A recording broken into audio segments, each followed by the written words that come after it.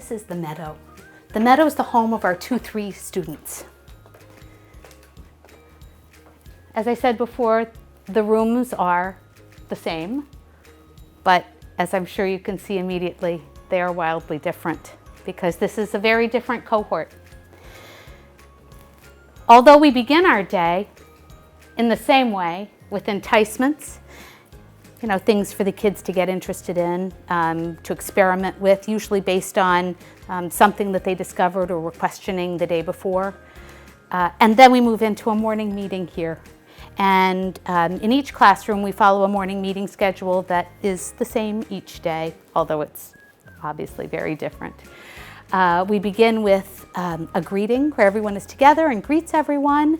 Then there's sharing, which we find so important. Children are always interested in sharing what they're learning at home or things that are happening in their families. And again, another way for us to know each other more deeply and to understand more the uniqueness of each other.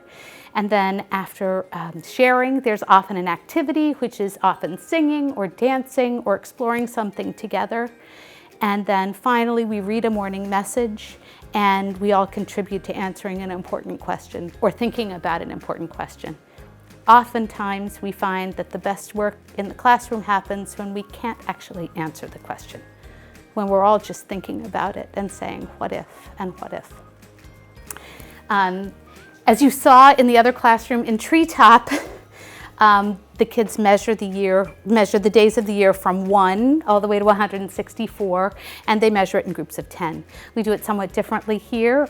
In the 2-3 classroom, we start with day 164, and we move backwards through the year. We find kids in the United States are much less good at taking away than they are at adding. And so we begin at 164 and we move back through the entire year, marking evens and odds.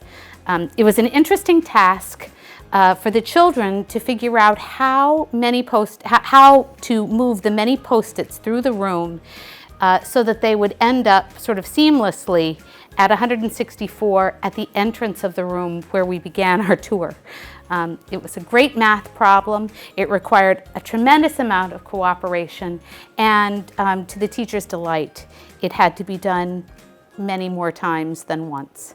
So each day we would add Post-its along our prescribed path, and sure enough, by the end of the year, we did end up at 1 in the place that we hoped. I was talking before about questions, and my eye is drawn to the big word on the wall, when. In 2nd and 3rd grade, children begin wondering about bigger and deeper questions. Or maybe they're wondering about the same questions, but they're wondering in a deeper way. And this past year, students became very interested in when. And how the big important whens of their lives match up on a number line, on a timeline. And then, as they studied things, how the big events of their studies matched up on this timeline. And it was so fascinating because it started and it was just from 2012 to 2020 because they were all going to be 8 this year. And then it was the ages of their parents. And then it took a big leap with my age, my birth year. But then it was completely blown up when one child came running into school one day and said, Santa Claus was born in 280. And so the entire number line had to be shifted and adjusted. And that was a process that happened over and over throughout the year as students' understanding of more events in history became clearer. And it was a great cross-curricular project. It's mathematically challenging, and it also gave kids a really great way to look at big events through time, just spread out visually in front of them. It's a great project.